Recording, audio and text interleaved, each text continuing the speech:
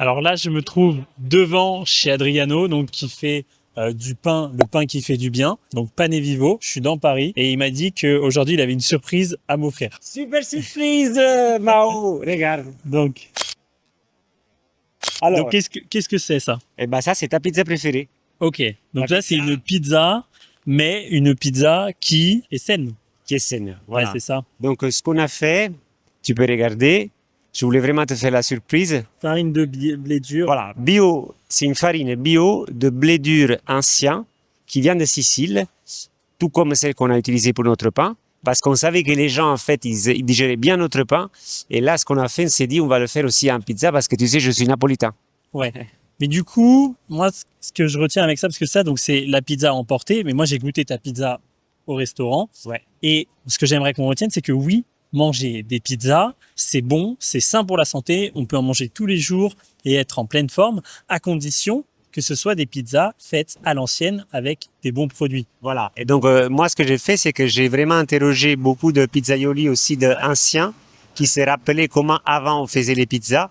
Et quand je te dis avant, en fait, c'est même, il y a eu un changement de cap incroyable dans les dernières 50, 60 années, parce qu'en réalité, c'est ça. Parce qu'en fait, on a toujours fait les choses à peu près de la même façon dès l'époque ancienne. Et quand je te dis ancienne, c'est dès l'époque romaine, grecque. C'est-à-dire qu'on n'a pas changé depuis l'époque romaine de manière de faire. En fait, les blés modernes, ils sont apparus pour la première fois dans les années 30, mais vraiment, ils se sont généralisés après la guerre.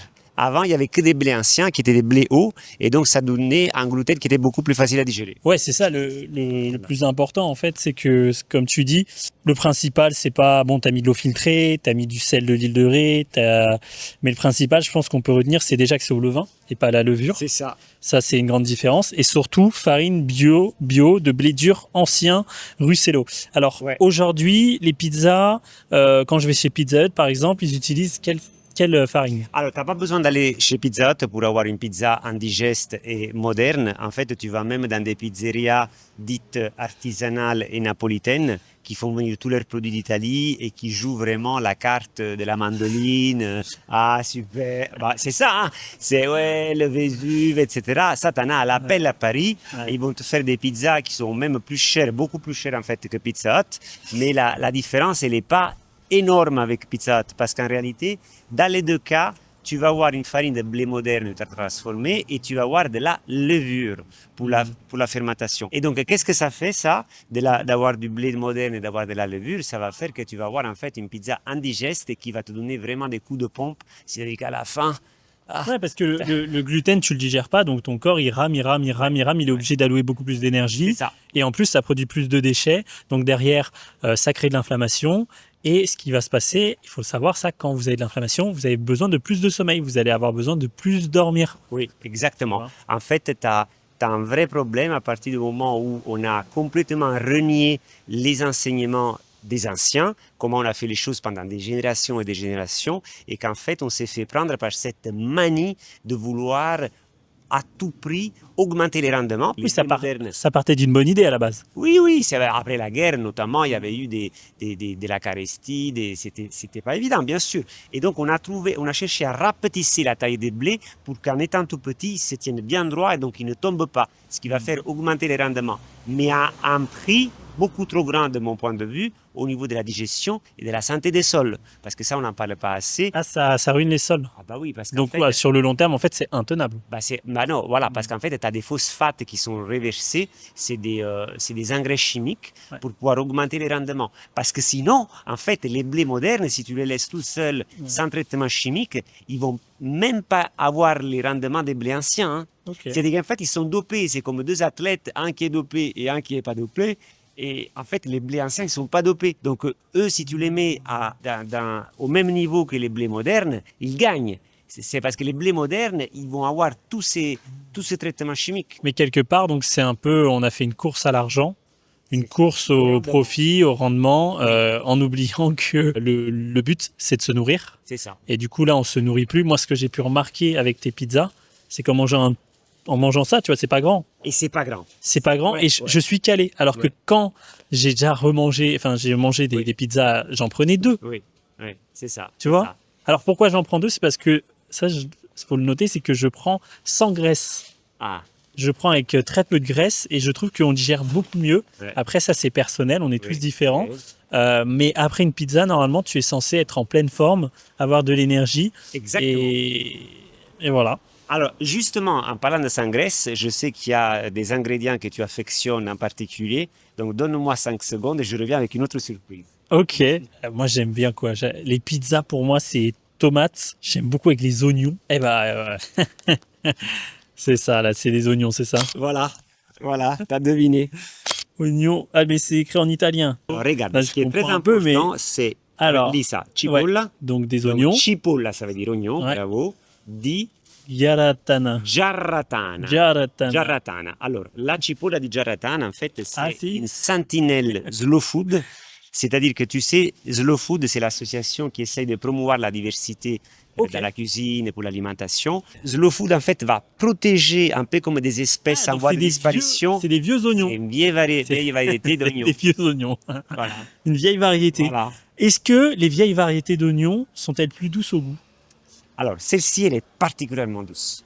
Parce que les soldats de Napoléon Oui. mangeaient du pain et de l'oignon. Oui, oui. Aujourd'hui, tu manges, je vais au supermarché, je prends un oignon. Ouais.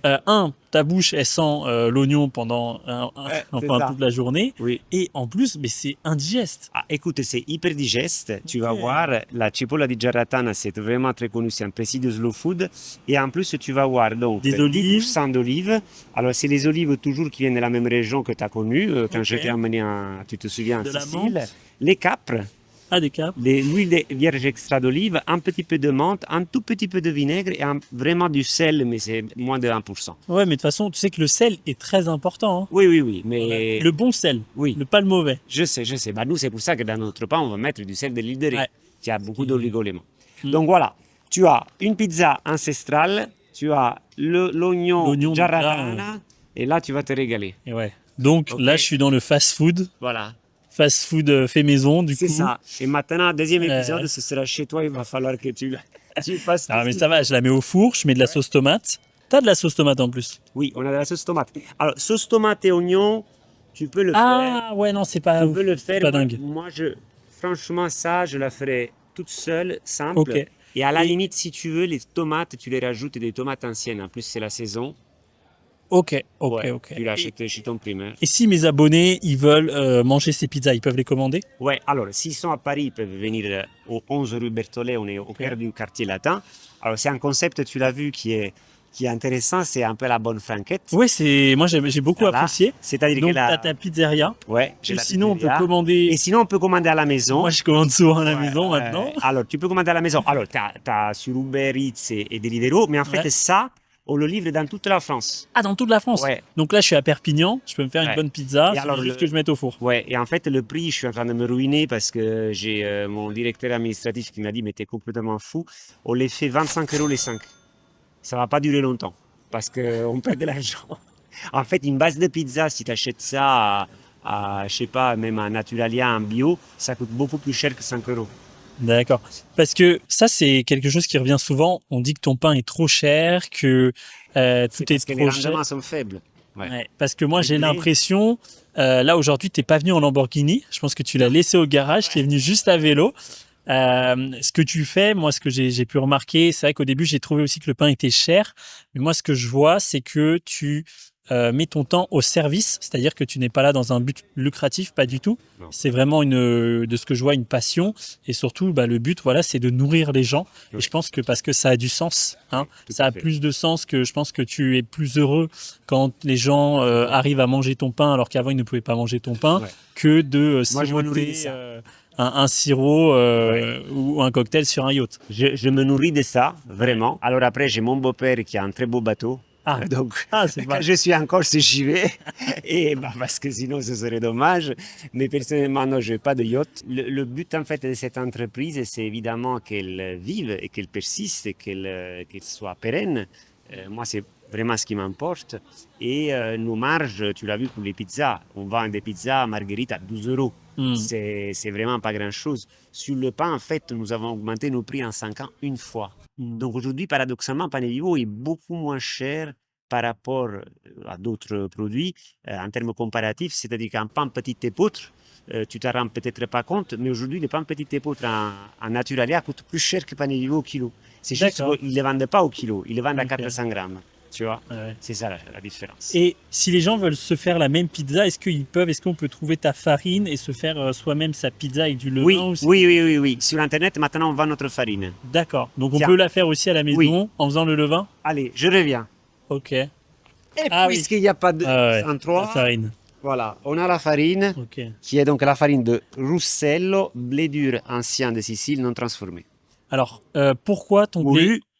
Moulu, tu le sais, Ah oui. comment? Avec une grosse pierre là. Avec la meule de pierre. Avec une Et meule tu de l'as pierre. vu C'est en impressionnant. plus. C'est Et tu impressionnant. l'as vu. Et quelle est la différence quand on mange ton blé par rapport au blé moderne en termes de... Parce qu'aujourd'hui, beaucoup de gens sont en carence de fer, de magnésium, de tout ça. Quel est l'impact, toi, de ta farine? Alors, en fait, là, vous en avez plus. Moi, je vous parle du pain, ok? Parce que dans le pain, vous avez l'eau. Donc, Ouais. dans notre pain, il y a presque autant de fer que dans la viande rouge. Ok. Par rapport à un pain normal. En termes absolus, Ouais, ok. il y a 2,5 Mais- mg de fer Hmm. par rapport à 2,8 pour la viande rouge. Un pain complet normal, il est à moins de 1 mg. Ok. Donc, on a plus que le double. Ok, ah ouais. Le magnésium, on est à 253 mg de magnésium sur 100 g de pain. C'est-à-dire qu'avec 2 tranches, tu te fais déjà les 2 tiers de ton apport journalier recommandé en magnésium. Ok, ouais. Non, il est beaucoup plus nourrissant. Ah On ouais. le sent. On Et le alors, sent. ça, c'est d'un point de vue quantitatif. Après, comme tu sais, comme vous savez sans doute, ce qui compte aussi pour les oligo-éléments, c'est le côté absorption. Et là, c'est génial parce que le levain naturel permet vraiment de pouvoir mieux assimiler tous les oligo-éléments. Quand tu mets de la levure et du levain, et ça, tu sais, c'est le grand problème avec beaucoup de Oui, pain aujourd'hui. c'est que beaucoup de gens veulent manger du pain. Ils me disent, j'ai trouvé du pain au levain. Déjà, dans le levain, il y a de la levure. Moi, je suis allé en Crète. J'ai pris du pain ancestral au levain. Mais dans tout leur pain au levain, il y a de la Il y a levure. de la levure. Je l'ai mangé, ça m'a brûlé les lèvres. Pourquoi? Ouais. Parce que, en fait, le gluten, les minéraux, tout ça, Ouais. l'acide phytique, les moyens de défense de la plante ne sont pas désactivés Ouais, c'est ça. à cause de la levure. Alors en fait, il faut expliquer que utiliser du levain, c'est fondamental, mais attention, il faut mettre que du levain. Il ne faut pas rajouter la levure. Et il paraît que même si dans la boulangerie, ils utilisent de la levure, ça peut jouer.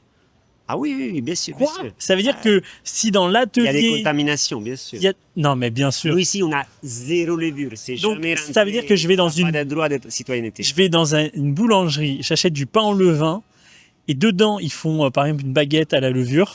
Mais c'est que les croissants. Les croissants, ils sont tous à la levure. Et donc, c'est-à-dire s'ils font des croissants et qu'ils font du pain au levain, oui. mon pain au levain, il sera Ouais, pas... c'est ça. Ça veut dire qu'il sera Ça va moins être digeste. contaminé, ouais.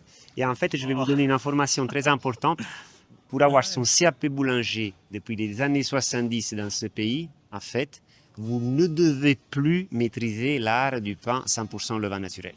Depuis les années 70. C'est-à-dire, c'est comme si on n'enseignait plus aux médecins à faire une opération basique de chirurgicale. Tu vois, comment veux-tu qu'il y ait des médecins qui sachent encore le faire si ce n'est plus enseigné, d'accord?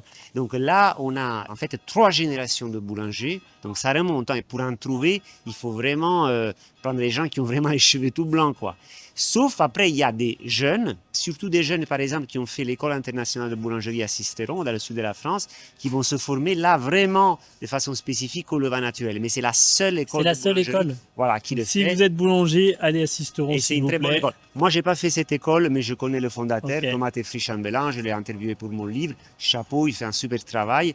Et parce que c'est vrai que c'est compliqué, tu vois. Parce qu'on se fait la bouche à le vin naturel. Pour le boulanger, c'est compliqué. C'est contraignant.